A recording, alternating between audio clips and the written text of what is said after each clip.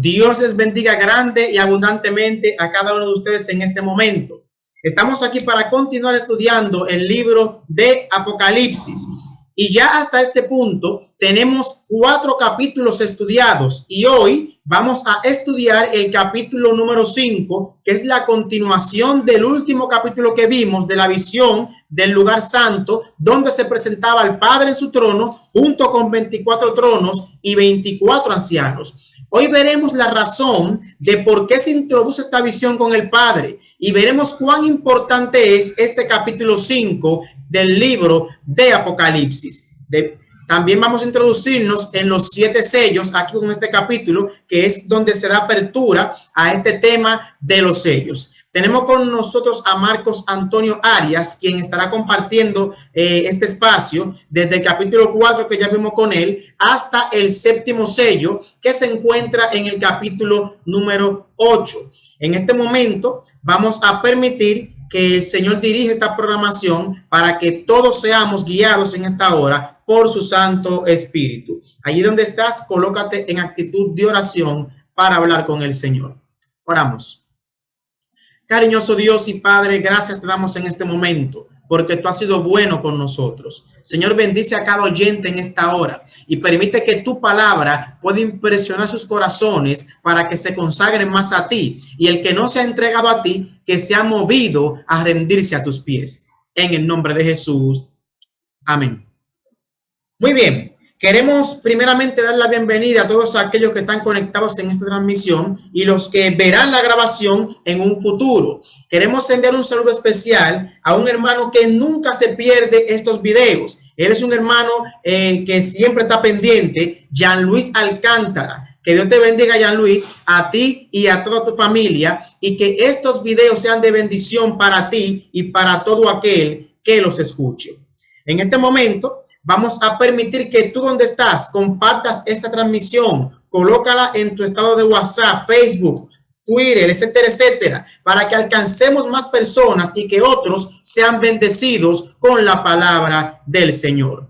Vamos a presentar ahora a nuestro panelista invitado para desarrollar este tema desde el capítulo 4 hasta el capítulo 8 y 7º sello del libro de Apocalipsis. Marcos Antonio Arias, ya conocido por ustedes en este momento, es quien estará compartiendo con nosotros hoy y en los próximos días hasta llegar al 7º sello. Hermano Marcos, ¿cómo estás? Dios te bendiga.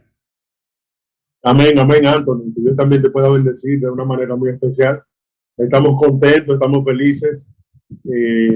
Iniciamos en la entrega pasada a estudiar esta sección del capítulo 4 hasta el capítulo 8, versículo 1, que tiene tanto que ver con la visión introductoria, los sellos. Hoy queremos seguir hablando precisamente de la continuación de esa visión tan interesante que tuvo Juan, que conlleva el capítulo 4, ¿no? El capítulo 5, y luego entonces en entregas futuras veremos todo lo que tiene que ver con los sellos. Pero nosotros no podemos entender la temática de los sellos, que es cuál es el mensaje central, cuál es la importancia, la relevancia que tiene hoy, si no entendemos claramente el capítulo 4 y el capítulo 5. Capítulo 4 nosotros vimos cómo el arquitecto, no, el centro es Dios como el arquitecto de la creación, el artífice de la creación. Vimos entonces que Cristo no aparecía, Anthony y amigos que estamos aquí en el capítulo 4, pero eso cambia ahora cuando iniciamos a estudiar el capítulo número 5. Así que usted que está aquí, nuevamente te voy a invitar a que puedas compartir la transmisión con aquellas personas que te rodean para que también puedan ser bendecidos por la palabra de Dios. Hay bendiciones cuando abrimos y estudiamos la palabra de Dios. En el capítulo 5, cuando nosotros iniciamos a leer, el versículo 1 dice, después que el versículo 11 del capítulo 4 se da honra y gloria a Dios porque Él es digno de la creación, etcétera. Ahora el capítulo 5 inicia diciendo, a la derecha del que estaba sentado en el trono. Note cómo en el capítulo 4 Juan no se refería a nada de esto. Ahora vemos nuevos elementos. Ahora vemos nuevos detalles importantes. Dice, a la derecha del que estaba sentado en el trono, vi un libro escrito por dentro y por fuera y sellado con 7 sellos, Anthony. Es interesante nosotros saber que hallazgos arqueológicos de manuscritos de aquel entonces, de libros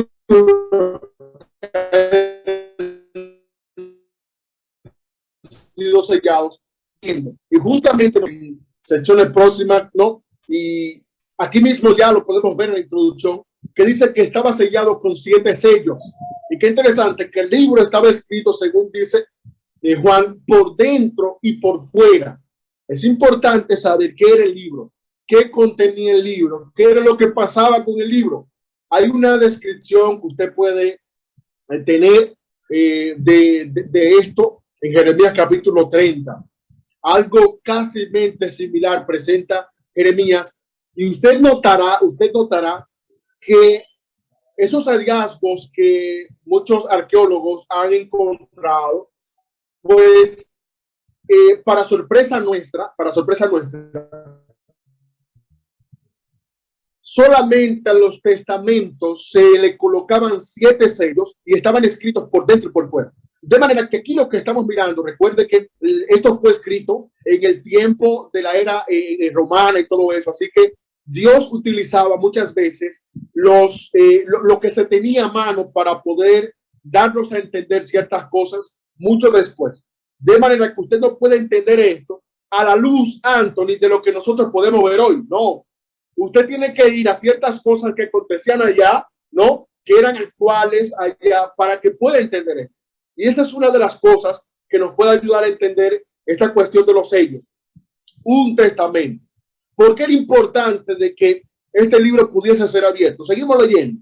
Dice el verso 2, vi también un ángel poderoso que clamaba en alta voz: ¿quién es digno de abrir el libro y desatar sus 7 sellos? Esa palabra digno, pudiésemos decir, Anthony, que el ángel lo que está diciendo es: ¿quién está calificado? ¿Quién pudiese hacerlo? Pero para estar calificado, hermanos que estamos aquí, es bueno entender que había que hacer algo. Es decir, no era cualquier persona, no era cualquier ángel, no era uno de los ancianos, no era ni siquiera el Espíritu Santo, ni siquiera el Padre. No. Alguien debía estar calificado, pero estar calificado, ser digno, era lo mismo que cumplir con ciertos requisitos que ya previamente usted hubiese tenido que cumplir. Y por eso el ángel dice: ¿quién es digno? ¿Quién está calificado? ¿Quién podría abrir el libro? Dice el ángel. Es importante que él dice no tan solo abrirlo, sino desatar sus 7 sellos. El verso 3 dice: y ninguno, eso me llena de impresión, Antonio. Eso me llena de impresión porque el texto dice: y ninguno, óigame, ni en el cielo, ni en la tierra, ni más allá de la tierra, podía abrir el libro ni mirarlo. ¿Qué te parece, Antonio, esta cuestión? Nadie, absolutamente nadie podía abrir el libro. ¿Cómo pudiésemos entender esa cuestión, Antonio? Bueno, tú te fijas, eso está tremendo esto, porque lo primero es que el libro lo tiene el Padre en su mano derecha. Y quien quiera que vaya a abrir el libro debe ser calificado para acercarse al Padre. O sea, no puede ser cualquiera. Y no simplemente esto, sino que no es cualquier ángel que pregona eso. Ese énfasis la Biblia que es un ángel poderoso, un ángel fuerte. Bien podía tomarlo un querubín, podía tomarlo un serafín, pero él dice que ni en el cielo se hay uno digno de abrir ese libro y desatar su sello. Eso me recuerda a mí, como tú mencionabas, la antigüedad. Recuerdan cuando Cristo muere, su tumba fue sellada con el sello romano. Si esa tumba, si esa piedra se movía, se iban a dar cuenta porque el sello iba a ser quebrado. Cualquiera podía hacerlo, pero este libro no tenía un solo sello. Tenía 7 sellos y se estaba buscando uno, no que abriera uno, sino que abriera los 7 sellos, Marcos. Y es impactante saber que ninguno podía abrir ese libro ni desatar su sello. La pregunta, Marcos, que queremos saber en esta hora es: ¿por qué? Importante pregunta, Antonio, importante. Y mira, es tan tremendo lo que estamos mirando que el verso 4, para poder responder esa pregunta, dice: y yo lloraba mucho. ¿Sabe que muchas veces el idioma español no alcanza a describir lo que en el idioma original se expresa. Lamentablemente es muy pobre nuestro idioma para poder estudiar la Biblia. Muchas veces tenemos que ir a la raíz de la palabra para que podamos ver entonces en el hebreo, en el griego, y poder entender un poco de lo que se nos está diciendo. Aquí el texto dice, y yo lloraba mucho. Cuando usted llora, puede ser de que haya una solución, pero el texto realmente en el original no dice yo lloraba. El texto dice y yo gemía, que es muy diferente al llorar. Es decir, Juan no tan solo está llorando, Juan está gimiendo. Y cuando usted gime, es porque a su alcance, de manera humana, usted mirando, no hay una solución aparente. De manera que eso es lo que está diciendo la Biblia. No tan solo Juan estaba llorando, no, unas lágrimas. Juan estaba temblando de miedo. Juan estaba triste, Juan estaba gimiendo porque aparentemente no había una solución. Y eso nos dice, Anthony, claramente que la apertura del libro era de salvación. Si el libro no se abre, hay problemas. Si el libro no se abre, no se revela cuál es el testamento, qué es lo que le corresponde a aquellas personas que van a compartir la eternidad con el Padre, la eternidad con Dios, con el Espíritu Santo. O sea, es importante saber que es una cuestión de salvación. Y ahora la pregunta es, ¿por qué Juan lloraba? Nadie en el cielo podía abrirlo. Nadie en la tierra podía abrirlo. ¿Por qué entonces? Bueno, el verso próximo nos trae entonces un consuelo. Y fue un consuelo para Juan también. Y aquí entonces vamos a responder la pregunta de por qué no, de por qué nadie podía abrirlo. Dice entonces uno de los ancianos me dijo, no llores. Imagínate que alguien venga y te ponga la mano, tranquilo, no llores, no gimas, no estés triste, tranquilo. El león de la tribu de Judá, la raíz de David, ha vencido. Ahí está la respuesta de la pregunta, Anthony. La respuesta está en que quien debía abrir el libro era alguien que debió haber vencido. ¿Vencido qué? Vencido el pecado, vencido la maldad, vencido a Satanás, y no tan solo el pecado, Anthony, sino que el pecado en el propio cuerpo que nos ha tocado vivir. O sea, fue tan tremendo lo que hizo Cristo, ¿no? Que no tan solo venció el pecado, sino que venció el pecado en un cuerpo de pecado. Por eso dice Hebreos 4:15, no tenemos un sumo sacerdote que no se compadezca de nuestras debilidades, sino uno que fue tentado en todo, que tomó nuestra semejanza. Interesante punto. Tomó nuestra semejanza.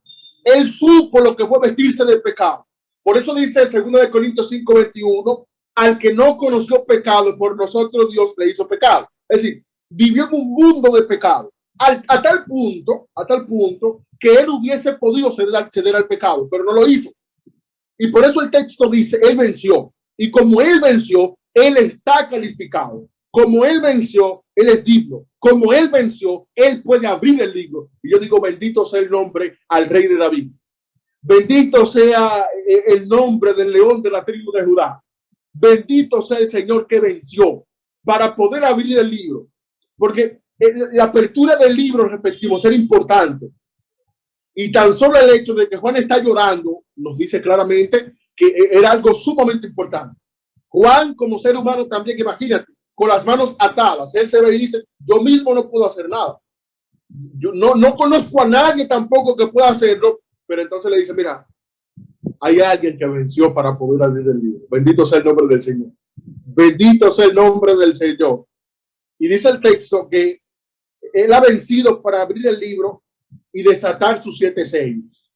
Qué importante es saber de que Cristo venció. Por eso en el capítulo 4 no aparecía.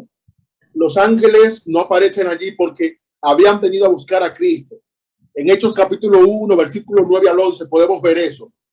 Cuando los discípulos están allí, ellos van y le dicen a todos de ellos, miren, ese mismo Cristo que ustedes ven que se fue, es el mismo que va a volver. Y por eso ahora, en ese mismo momento, Cristo entonces cuando asciende, ahora llega en el capítulo 5, pero llega, interesante, como un héroe de guerra, llega como aquel que vino victorioso de la batalla, llega como un general que tiene la victoria en sus manos. Y por eso dice el versículo 6, entonces en medio del trono de los 4 seres vivientes y de los ancianos vi de pie a un cordero como si hubiera sido inmolado.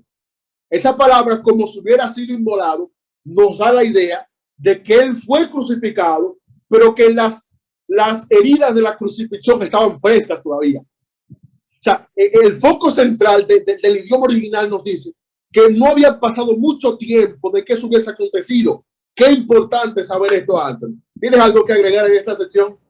Claro, muy importante lo que tú estás diciendo. Quiero añadirle, para beneficio de los que nos están escuchando, por qué a Cristo se le llama el león de la tribu de Judá y la raíz de David.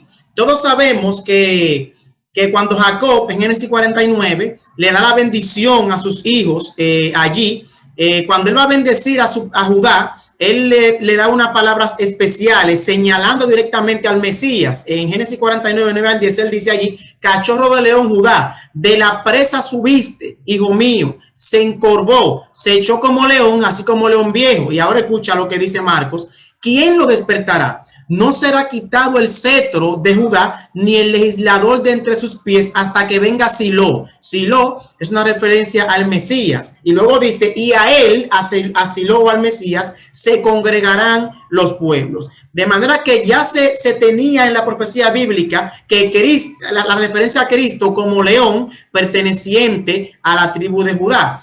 Y ya llamarlo raíz de David, eso también hay varios textos que hablan sobre eso. Uno de ellos, Isaías 11, donde se presenta a Cristo en este mismo sentido. Allí dice: saldrá una vara del tronco de Isaí y un vástago retoñará de sus raíces. Aparte de todo esto, la Biblia es enfática al presentar a Cristo como perteneciente en el libro de Hebreos a la tribu de Judá y como descendiente de David, y que tendrá el trono de David. Por eso es importante conocer esto y también escuchar esta noticia que Juan escuchó y vio, de que en él se halló uno digno de abrir el libro. Nos tiene que llenar de esperanza a nosotros, así como se llenó Juan. No podemos evitar que se engranoje nuestro cuerpo cuando vemos esta visión de Juan y le entendemos y nos damos cuenta que la forma en la que el capítulo 4 presenta al Padre era tan prominente precisamente por eso, para presentarnos que no cualquiera podía acercarse a él y ser hallado digno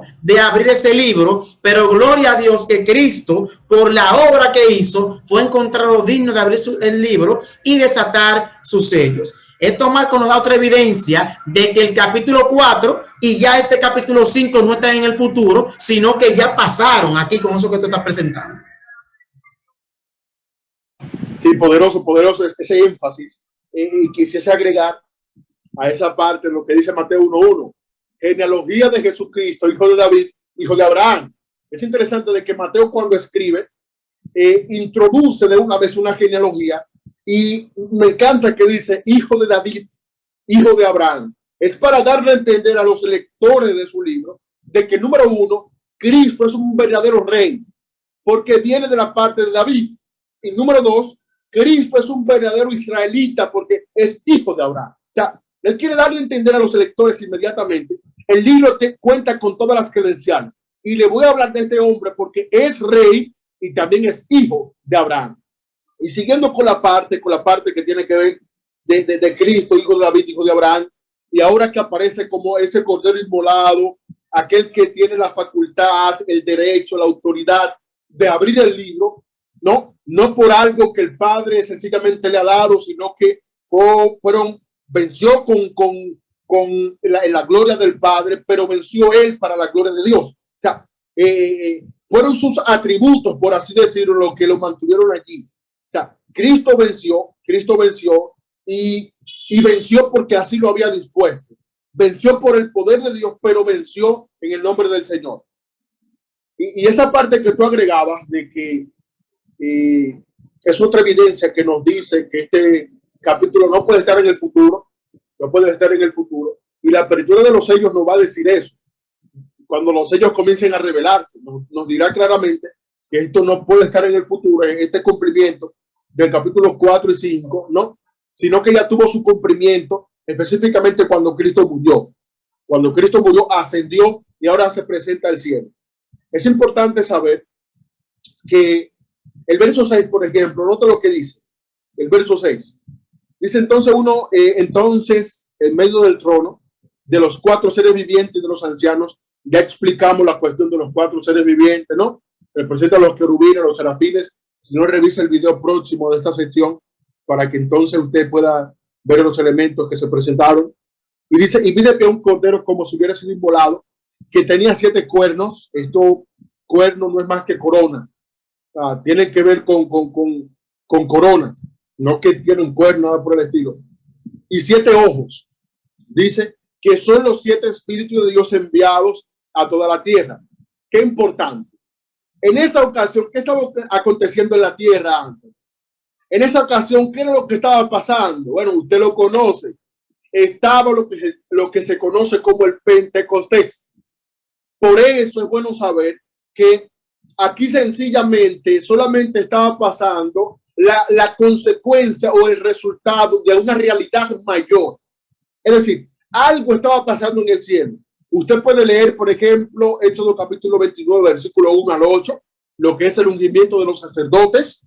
Usted va a encontrar que a los sacerdotes se le ungía con agua, primero se le bañaba con agua, ¿no? Qué importante saber de que Cristo resucitó en el lavacro, el símbolo en el lavacro, y luego entonces se le ungía con aceite, específicamente con aceite.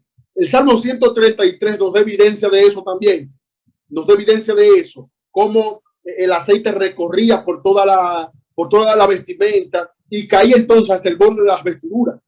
Hay un texto en Mateo capítulo 5, versículos 36 en adelante, versículos 36 y 37, que dice que no juremos por el cielo porque es el trono de Dios, ni por la tierra porque es el estrado de sus pies. Y cuando yo leo ese pasaje y veo esto que está aconteciendo, me imagino a Cristo de pie, el santuario siendo ungido para una nueva función, el santuario siendo ungido para, no tan solo el santuario, sino Cristo también como sumo sacerdote.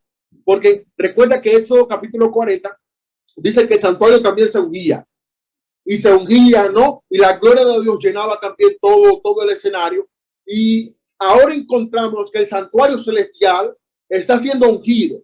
Y recuerde que esta visión está en el lugar santo, porque ya lo vimos en el capítulo anterior, en la sección pasada.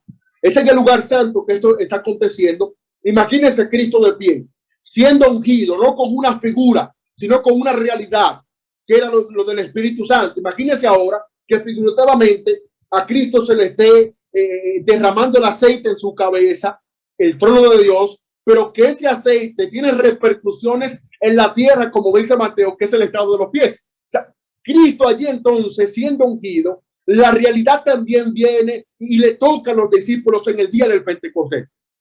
Ellos estaban allí, fueron ungidos también con poder, porque Cristo en ese momento estaba siendo ungido como sumo sacerdote e iniciar una obra importante de la redención, o continuar con la obra de la redención y con el perdón de los pecados. O sea, nosotros aprendimos en los videos pasados que tienen que ver con el día de expiación, que no es en el lugar santísimo donde Cristo comienza a perdonar los pecados. Desde que Cristo asciende al cielo, inicia su obra de la reconciliación y el perdón de los pecados. Romanos 8:34 así lo dice. Está sentado a la diestra de Dios e intercede por nosotros, dice Pablo. O sea, Cristo desde que inició, desde que fue ungido como sumo sacerdote, presentó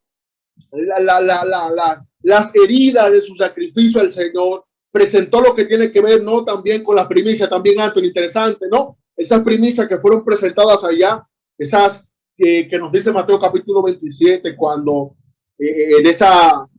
las tumbas, cuando él fue muerto, cuando Cristo murió, fueron marcadas. Pero cuando él resucita, ellos entonces también resucitan.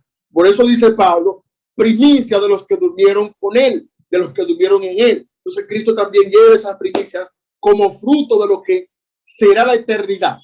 Y cuando las presenta al Padre, pues inmediatamente Cristo es ungido como sumo sacerdote. ¿Qué tal esta sección, Anthony? Interesante el capítulo de hoy. Importante de cuánta repercusión tiene para nosotros hoy también.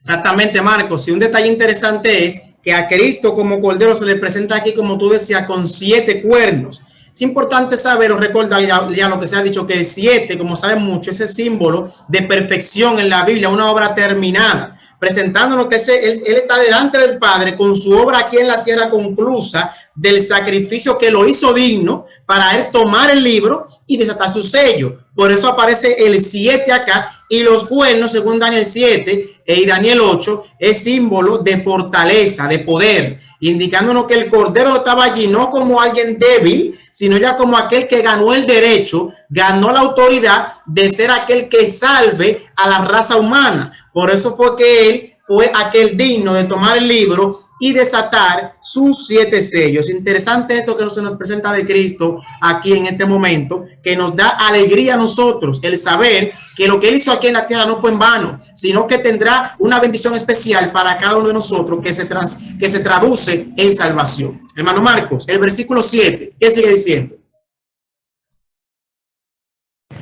Sí, importante. Un detalle que no quisiera obviar es el hecho de que se presenta al Espíritu como 7 ojos.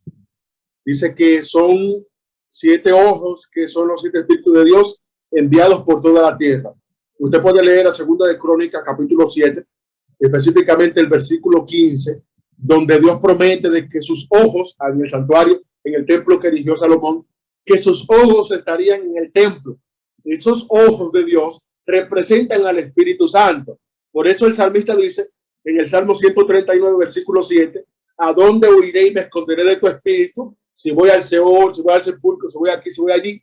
Allí estás porque tú eres, por así decirlo, omnipresente. Tú todo lo conoces, tú todo lo sabes. Hablando del Espíritu Santo. O sea, una de las cualidades del Espíritu Santo es que aquí se nos presenta como un ser divino también, como un ser que tiene facultades celestiales, no como una fuerza, nada de eso, sino como una persona que también es parte de la deidad, es Dios también y es eterno. Bendito sea el nombre de Dios. El versículo 7 dice, y él vino, tomó el libro de la mano derecha del que estaba sentado en el trono. Cuando tomó el libro, los 4 seres vivientes y los 24 ancianos se postraron delante del Cordero. Dice, cada uno tenía una arpa de oro llena de incienso, que son las oraciones de los santos. Sabe interesante que el centro aquí se nos presenta del capítulo 5, no es nada más y nada menos que la redención. O sea, todo lo que vemos en el capítulo 5 es un lenguaje de redención, es un lenguaje de salvación. Por eso el héroe del capítulo 5 pasa de ser el padre del capítulo 4 a ser el hijo en el capítulo 5. Aquel que es digno, aquel que tiene las facultades, aquel que tiene la autoridad, aquel que ganó la victoria, aquel que venció, y por eso entonces él es digno de estar aquí y abrir el libro. Un lenguaje de redención, un lenguaje de salvación. Y nota lo que dice el verso 9, ahora el himno que ellos cantan, y bendito el nombre de Dios. Dice, cantaban un himno, un nuevo canto diciendo, digno eres. Note eso, digno eres. Es decir, estás calificado. Es un himno poderoso que entonan. De abrir el libro, dice, de tomar el libro y abrir sus sellos. Porque tú fuiste muerto. Note que dice, y con tu sangre compraste para Dios gente de toda lengua, pueblo y nación. Bendito sea el Señor. Y de ellos hiciste un reino de sacerdotes para servir a nuestro Dios y reinarán sobre la tierra. Nota que importante, una alusión, Anthony, a cielos nuevos y tierra nueva. Pero nota que dice que solamente aquellos que fueron comprados, que fueron hechos sacerdotes, como dice Apocalipsis 1:5, y que compraste, hiciste un reino de sacerdotes para Dios tu Padre, etcétera. Dice también Juan en el capítulo 1. Ahora encontramos también de que Cristo compró y que hizo un reino de sacerdotes y de gente santa también. Por eso Pedro hace alusión en su segunda carta, en primera de Pedro 2:9, cuando él dice que nosotros somos sacerdotes también, un linaje santo, que fuimos comprados también, según dice el capítulo 1. Ahora, nosotros fuimos comprados. Pedro dice que fuimos comprados no con cosas corruptibles, 1:18 y 19 de su primera carta, como oro o plata, sino como con la sangre de un cordero sin mancha y sin contaminación. En el capítulo 6, verso 19 de 1 de Corintios, Pablo dice también que nosotros fuimos comprados por precio. Es decir, La sangre de Cristo es valiosa, tan valiosa, que si usted lo permite, puede transformar su vida. Y aquí encontramos entonces una esperanza para aquellos que están hundidos en el pecado. Tú necesitas ser comprado por Cristo y por su sangre. La sangre de Cristo nos capacita a nosotros para poder estar en la eternidad con Él. Pero tenemos que entender que necesitamos ser comprados por su sangre. Cristo hizo una provisión con esa sangre para toda la humanidad. Ahora, Juan 3:16 dice que solamente los que creen en Él, a ellos les da vida eterna. Solamente los que creen. Cristo te ha comprado, pero tú tienes que entender que para aceptar ese ofrecimiento que Él te hace y ahora ser parte de Él, tienes que aceptar ese sacrificio que Él hizo en favor tuyo. Tienes que aceptarlo en el nombre del Señor. Cristo es digno de abrir el libro porque Él nos compró con su sangre. Él nos redimió y nosotros ahora pasamos de ser, por así decirlo, parte de Satanás, ahora a ser parte de Cristo. Por eso dice Romanos capítulo 6, versículo 16, que nosotros nos hacemos esclavos de aquel a quien obedecemos, sea del pecado para muerte o de la obediencia para la vida, de la justicia para vida. Es decir, nosotros nos vendimos a Satanás, pero Cristo entonces ahora, no tan solo antes, lo importante, vence para poder abrir el libro, sino que también vence para rescatar a la humanidad que se había perdido. La humanidad se vendió al enemigo. Cristo entonces no tan solo compra las escrituras, por así decirlo, de ese libro, la facultad, la autoridad de abrir el libro, sino que también compró el derecho de aquellos que van a heredar lo que tiene el libro. O sea, compró con su sangre el derecho de aquellas personas que van a compartir en la eternidad con Él. Y por eso tú y yo somos valiosos para el Señor. Interesante, André. Interesante esta parte. ¿Tienes algo que agregar? Sí, claro, por supuesto. Es muy interesante ver cómo se describe en estos versículos la obra intercesora de Cristo. Inmediatamente se le dice que Él puede tomar el libro. Por eso se menciona el incienso acá, que representa las oraciones de los santos. El incienso no son oraciones, representan las oraciones de los santos. Es bueno que sepan esto. O sea, ya Cristo, desde que está ante el Padre, está haciendo una obra por nosotros. Es lo que nos presenta aquí este libro. Está ofertándonos la salvación, está ofertándonos perdón, está intercediendo a la diestra del Padre por cada uno de nosotros. También es importante destacar acá acerca del versículo 10, donde se dice que nos has hecho para nuestro Dios reyes y sacerdotes. Recuerda, Marcos, que había una promesa para Israel con esto mismo, que Dios iba a ser de una nación de reyes y sacerdotes. Y también el apóstol Pedro, también en su primera carta, capítulo 9, dice lo mismo, diciendo que Dios quiere que seamos para un reino de gente santa, de sacerdotes y de reyes. O sea, vemos aquí el cumplimiento de esta promesa a través de la obra de Cristo. En una de las promesas de la 7 iglesia, el Señor promete que al que venza, le daré que se siente conmigo en mi trono. Y Daniel capítulo 7 también presenta que una vez que Cristo recibe el reino, los santos del Altísimo también lo recibirán. O sea, vez tras vez que se presenta a Cristo y su obra, se presenta a Él como vencedor y a aquellos que le siguen también como vencedor. Por eso es importante el llamado que has hecho, de que no simplemente vence a aquel que va a la iglesia o a aquel que tiene una Biblia, vence a aquel que permite que lo compre la sangre de Cristo. Interesantísimo esto para mí y sé que también para ti, para todo el que esté escuchando, Marcos. Sí, esta parte es muy importante de saber, porque fue una buena noticia para Juan, no tan solo saber de que había alguien digno de abrir el libro. Para él fue una buena noticia también saber de que alguien había comprado con su sangre su misma persona. Es decir, de que él también le pertenecía a ese Cristo que iba a abrir el libro en ese momento. Porque recordando que él mismo tenía una relación íntima con ese Cristo. O sea, es importante, es un llamado que nos hace Dios a entender de que nosotros tenemos que gozar de una buena relación con Él. Una relación que no esté basada sencillamente en leer un texto bíblico, en hacer una oración mecánica. No. una relación que vaya mucho más allá, una relación que se exprese no tan solo en palabras, sino en nuestro estilo de vida, y que nuestro estilo de vida entonces refleje de que fuimos comprados realmente por ese Cristo que ganó el derecho de abrir el libro y desatar los sellos. Y entrando a la parte final,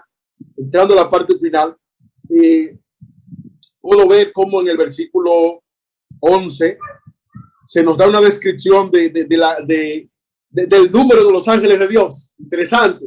¿Cuántos son? O sea, nosotros vemos que cayó una tercera parte de ese Apocalipsis 12 que fue arrastrada, pero la cantidad de ángeles con lo que cuenta Dios, los ángeles que no cayeron, es mucho más que aquellos que cayeron. Eso nos dice entonces que aunque la rebelión tuvo, por así decirlo, un triunfo aparente, ¿no? Dios siempre se ha reservado el triunfo porque la victoria siempre le pertenecerá a Dios. Dice el verso 11, y miré y oí la voz de muchos ángeles alrededor del trono, de los seres vivientes, y dice, y de los ancianos. Su número era miles de millares y 10,000 veces 10,000. Es una cantidad exorbitante, es una cantidad cuantiosa en realidad. ¿Cuántos ángeles, con cuántos ángeles cuenta Dios, Anthony? Y saber de que esos ángeles están al servicio de la raza humana. Saber de que esos ángeles nos protegen a cada instante, a cada momento. Saber de que esos ángeles, ellos que están allí, hubiesen querido gozar del privilegio que usted y yo tenemos. Dice el primero de Pedro, en su segunda carta, en el capítulo 1, versículo 12, que esos ángeles ansían contemplar el evangelio de Dios. Esos ángeles que están allí, que son numerosos, Dios le dice, no, ustedes no pueden saber lo que es la salvación, porque ustedes no saben lo que es el pecado, no saben lo que es pecar. Yo voy a darle la oportunidad de que prediquen seres humanos, aquellos que saben lo que es el pecado, y que le prediquen a otros de que pueden salir ellos de cosas que ellos mismos salieron. Y por eso esos ángeles, aunque no son parte de la predicación del evangelio, colaboran con Dios en la protección de lo que son sus hijos. Y yo bendigo el nombre del Señor por eso, Anthony. Por la sencilla razón de que cuando toquemos el séptimo sello, que tiene que ver con esa media hora de silencio y que tiene que ver con la segunda venida de Cristo, veremos que todos esos ángeles van a inundar el firmamento. Todos esos ángeles allí, y no voy a seguir por allí porque entonces nos meteremos ahí, en este tema tan interesante. El verso 12.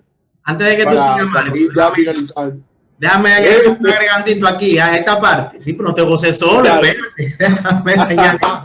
Claro, está bueno. Tú sabes que estos ángeles, dice el texto, están delante del trono de Dios. Una cantidad que hay que buscar en internet, a veces se puede contar en el lenguaje de nosotros. Eso es demasiado. Cuando la Biblia presenta ese número es porque es incontable realmente. Pero es interesante ver la característica de un ángel. La Biblia presenta cuando el ángel fue a la tumba de Cristo, que su aspecto era como el relámpago. El relámpago aparenta como el fuego, así. Por eso es que Daniel, cuando habla de este mismo trono, en el capítulo 7, a partir del versículo 10, él dice que un río de fuego procedía y salía delante del trono. O sea, este río de fuego evidentemente es una alusión a lo que Juan ve aquí en Apocalipsis capítulo 5. Todos esos seres angelicales juntos parecen un río de fuego, dice Daniel cuando ve eso. O sea, es indescriptible ver cómo el trono de Dios está lleno de tanta gloria, tanta majestad, y cómo Cristo, aquel que nos puede salvar por la obra que hizo, fue capaz de llegar hasta allí porque él antes estaba allá antes de ser humano. Y una vez que venció, volvió a su lugar, a la diestra del Padre, donde procede ese río de fuego, y están todos esos seres vivientes y ángeles allí delante del trono. Y con tu permiso yo voy a leer los versículos que quedan, porque no para terminar, sino porque me fascinan esos textos, y no quiero correlato, quiero leerlo yo para también gozar un poquito, porque es verdad. Mira lo que dice, eso es el último versículo, una vez que mencionan a los ángeles, versículo 12. Esos seres decían a gran voz: el cordero que fue inmolado es digno de tomar el poder, las riquezas, la sabiduría, la fortaleza, la honra, la gloria y la alabanza. Y a todo lo creado que está en el cielo y sobre la tierra y debajo de la tierra y en el mar y a todas las cosas que en ellos hay, oí decir: al que está sentado en el trono, al Padre, y al Cordero, a Cristo, sea la alabanza, la honra, la gloria y el poder por los siglos de los siglos. Los 4 seres vivientes decían: amén. Y los 24 ancianos se postraron sobre sus rostros y adoraron al que vive por los siglos de los siglos. Marcos, ya tú puedes seguir a partir de aquí. Y ya entrando en esta parte final, es interesante, Anthony, cómo se presenta este raudal de adoración. O sea, prorrumpen en una adoración sin igual. Y me encanta el verso 12, porque si usted lo cuenta, son 7 poderes que habla allí. Son 7 poderes que hereda Cristo. Y eso nos da a entender lo que dice Colosenses capítulo 2, verso 9. En Cristo habita corporalmente toda la plenitud de la deidad. Es decir, Cristo lo merece todo. Cristo lo tiene todo. Cristo es todo. Y por eso entonces esto nos lleva a entender lo que dice Mateo capítulo 28, versículo 18.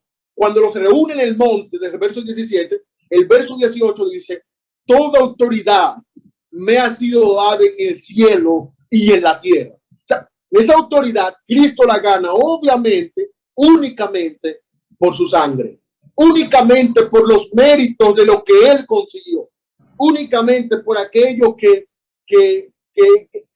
vencer el pecado. Es indescriptible lo que ganó Cristo.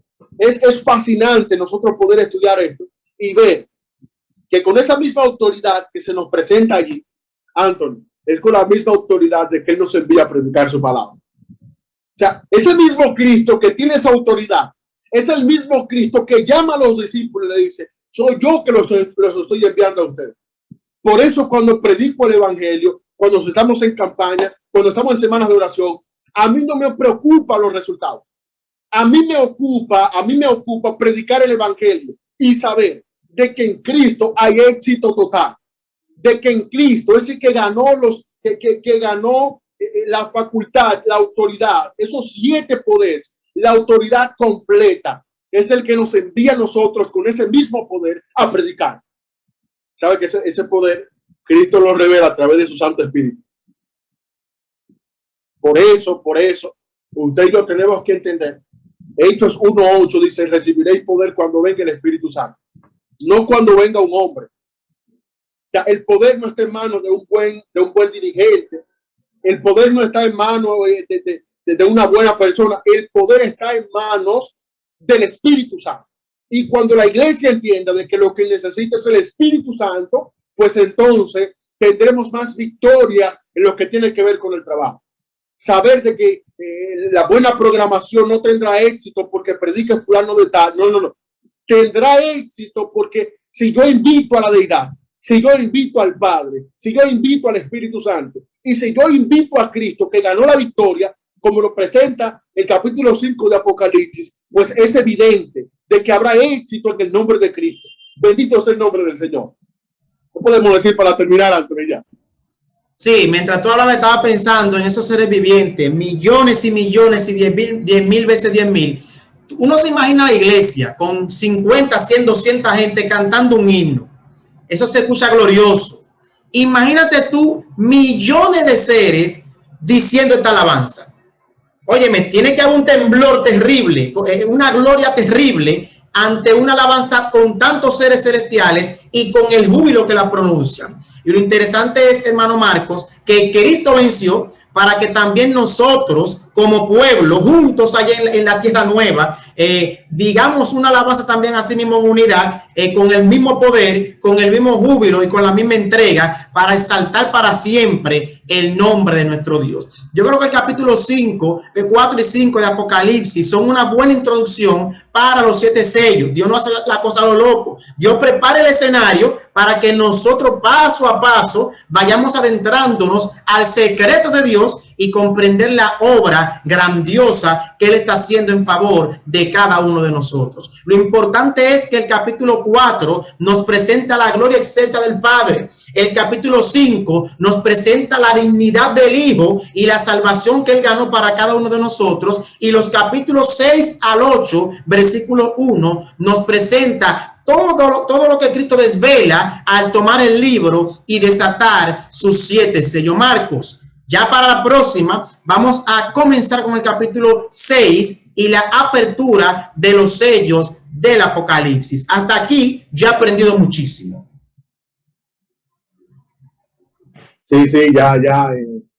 Si pudiésemos decir algo, la recta final, es que muchas personas han llegado a creer que este capítulo es parte de lo que tiene que ver con el juicio investigador.